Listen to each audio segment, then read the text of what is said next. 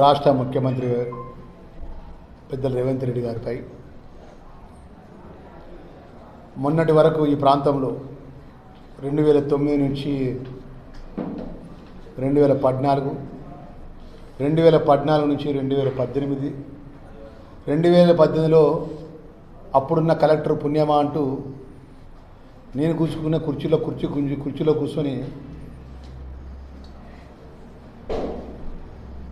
ఎమ్మెల్యేగా ప్రకటించుకొని మంత్రిగా కొనసాగినటువంటి మాజీ మంత్రి కొప్పుల ఈశ్వరుడు నిన్న కరీంనగర్లో ప్రెస్ కాన్ఫరెన్స్లో ముఖ్యమంత్రి గారిపై కాంగ్రెస్ పార్టీ ప్రభుత్వంపై మాట్లాడడానికి తీవ్రంగా ఖండిస్తున్నాం. వారు మాట్లాడిన మాట, వారు ఏమని మాట్లాడతారంటే డాక్టర్ బిఆర్ అంబేద్కర్ గారి యొక్క మహనీయుని యొక్క పేరు తీసుకుంటూ కాంగ్రెస్ పార్టీ అప్పుడు జరిగిన ఎన్నికల లోపల అంబేద్కర్ గారికి ఎదురుగా కాంగ్రెస్ పార్టీ పోటీలో అభ్యర్థిని పెట్టింది. Congress party doctor B R Ambedkar గారిని గౌరవించిందా అని చెప్పి ఒక మాట మాట్లాడినాడు. రెండో మాట ఏమని మాట్లాడినాడంటే ఏఐసిసి అధ్యక్షులు మల్లికార్జున ఖార్గే నామమాత్రం ఏఐసిసి అధ్యక్షుడే కానీ ఆయనకి ఎలాంటి అధికారాలు లేవని చెప్పి మాట్లాడాడు. మూడో మాట మాట్లాడడం ఏమంటే మా బీఆర్ఎస్ టీఆర్ఎస్ పార్టీ మా ముఖ్యమంత్రిగా ఉన్నటువంటి మాజీ ముఖ్యమంత్రి కేసీఆర్ మా పార్టీలో ముగ్గురు డిప్యూటీ చీఫ్ మినిస్టర్లు చేసిండు, నన్ను విప్పు చేసిండు, నన్ను మంత్రిని చేసిండు, మా పార్టీ అన్ని విధాలు ఆదరించింది అని చెప్పి కాంగ్రెస్ పార్టీ మీద అక్కసు వెళ్ళబోసుకుంటూ మాట్లాడాడు. ఒకసారి మాజీ మంత్రి ఈశ్వర్ని ఒకసారి గుర్తు తెచ్చుకోమన్నాడు. ఈ రాష్ట్రంలో ఒక అపోజిషన్ లీడర్గా ఒక దళిత వర్గానికి చెందిన బట్టి విక్రమార్క కాంగ్రెస్ పార్టీ ప్రధాన ప్రతిపక్ష నాయకునిగా ఉంటే కాంగ్రెస్ పార్టీ ఎమ్మెల్యేలను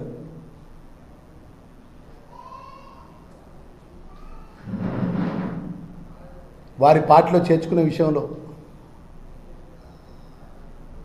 ముడుపులు ముట్టజెప్పి వాళ్ళకు ఆశలు చూపెట్టి ఒక ప్రధాన ప్రతిపక్షంలో ఒక దళిత వర్గాన్ని బట్టి విక్రమార్కని ఆపోజిషన్ నాయకునిగా ఉంటే ఆ ఆపోజిషన్ నాయకుని యొక్క పదవి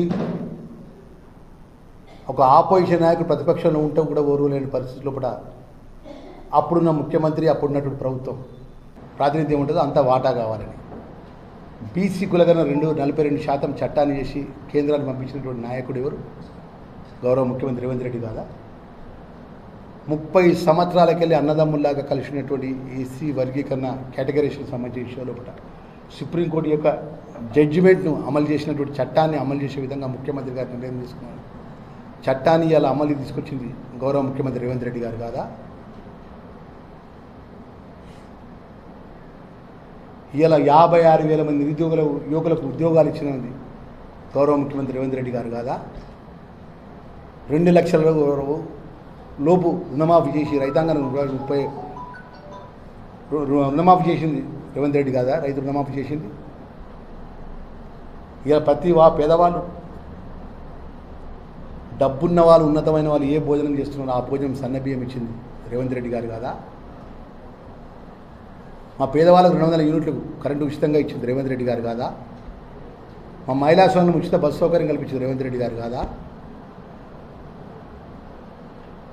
ఇలా సంబంధించినటువంటి ముఖ్యమైన విషయం చెప్తున్నా. ఇలా ఈ మన జిల్లాకు సంబంధించిన 40,000 మంది కుటుంబాలను 40,000 మంది మీడియా మిత్రులు సాక్షి చెప్తున్నారు.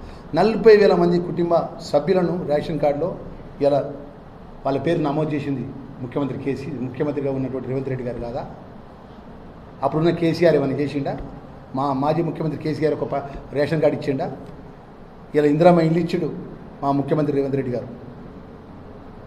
రేపు ఉదయం 8 గంటలకు దేశంలో ఏ రాష్ట్రంలో ఎవరు చేయని విధంగా భూభారత్ అనే రెవెన్యూ చట్టాన్ని అమలు చేసి అంబేద్కర్ గారి జన్మదినం రోజు ఆ చట్టాన్ని ప్రజలకు తీసుకొచ్చి చట్టసభలకు తీసుకొచ్చి ప్రజలకు అందించే చట్టాన్ని అమలు జీవో రూపకంగా అందించి ఆ చట్టము పైలట్ ప్రాజెక్టు కింద ధర్మపురి నియోజకవర్గంలో బుగ్గారం మండలాన్ని ఇచ్చి ఆ ఒక చట్టానికి ప్రజలకు అందించినాక ఆ ప్రజలకు భూ భారతి రెవెన్యూ చట్టం ద్వారా ప్రజల దగ్గర నుంచి ఇంకేమైనా తిరిగి సమస్యలు ఉన్నాయని చెప్పి తెలుసుకునడానికి రేపు ఉదయం 8 గంటలకు రెవెన్యూ మినిస్టర్ గారు బుగ్గారంలో మీటింగ్ ఏర్పాటు చేసిండు. ఆ విధంగా ఎప్పుడైనా మాట్లాడిందా మీ మంత్రులు ఎవరన్నా? నిన్నడన్నా 2014 నుంచి 23 వరకు మీరు రాజ్యం వెళ్ళారు కదా. ఈ రాజ్యంలో తెలంగాణలో ఏ మంత్రైనా పేదవాళ్ళకు సంబంధించిన సంక్షేమ కార్యక్రమాలు కానీ, ఒక రేషన్ కార్డు కానీ, ఒక ఇందిరమ్మ ఇల్లు కానీ, పేదలకు 200 యూనిట్ కానీ, కరెంటు కానీ, 500 రూపాయల గ్యాస్ సిలిండర్ కానీ, ఏదైనా ఒక్కరోజైనా పేదవాళ్ళ పక్షాన్ని ఒక్క పేదవారికి ఒక్కరికి ఇల్లు కట్టించినా మీరు చెప్పండి. ఒక్క పేదవానికి ఇల్లు కట్టించి పెట్టారు ధర్మపురి నియోజకవర్గంలో.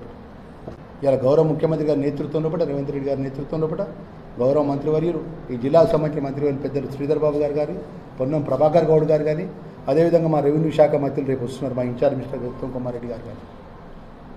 ఈరోజు చెప్తున్నామండి, ఈరోజు మేము రైతులకు చెప్తాం, ఏ వడ్ల కొనుగోలు సెంటర్ కాడికైనా పోదాం, ఇప్పుడు నేరుగా పోదాంపా. ఎక్కడైనా కటింగ్తో ఈరోజు ఉన్న వడ్ల లోపల ఏ ఒక్క రైతు మిల్లర్లు కటింగ్ చేసి మిల్లర్లు ఇబ్బంది పెట్టి కొనుగోలు చేసినట్టు చూపెట్టమని నేను ఛాలెంజ్ చేస్తాను. దమ్ముంటే వడ్ల కొనుగోలు సెంటర్కి పోదాంపా. ఇక్కడ నుంచి నేరుగా పోదాం, రమ్మనండి, మీడియా మిత్రుల సమక్షంలో రమ్మనండి. అపోజిషన్ పార్టీ ఏ పట్టలు వస్తాయి.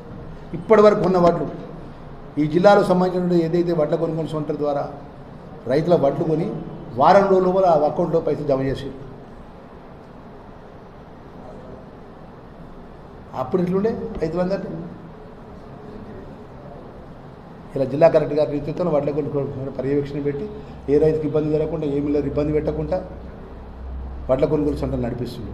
సకాలంలో వడ్లకు సంబంధించిన కొన్న తర్వాత పైసలు సకాలంలో వాళ్ళ అకౌంట్లో జమ చేస్తున్నారు. ఇది ప్రజాపాలన, ఇందిరమ్మ రాజ్యం. 15 నెలల లోపలే ఈరోజు చేసినటువంటి ఈ యొక్క పరిపాలన గౌరవ ముఖ్యమంత్రి రేవంత్ రెడ్డి గారి నేతృత్వంలో ఇచ్చిన పరిపాలన అని చెప్తున్నాం మేము. 14 నుంచి 23 దాకా 10 సుమారు 9 సంవత్సరాలు పై చేరుకునేటువంటి మీరు చేసినట్టు పేదవాళ్ళు చేసిన మంచి పని ఒకటి చెప్పమనండి.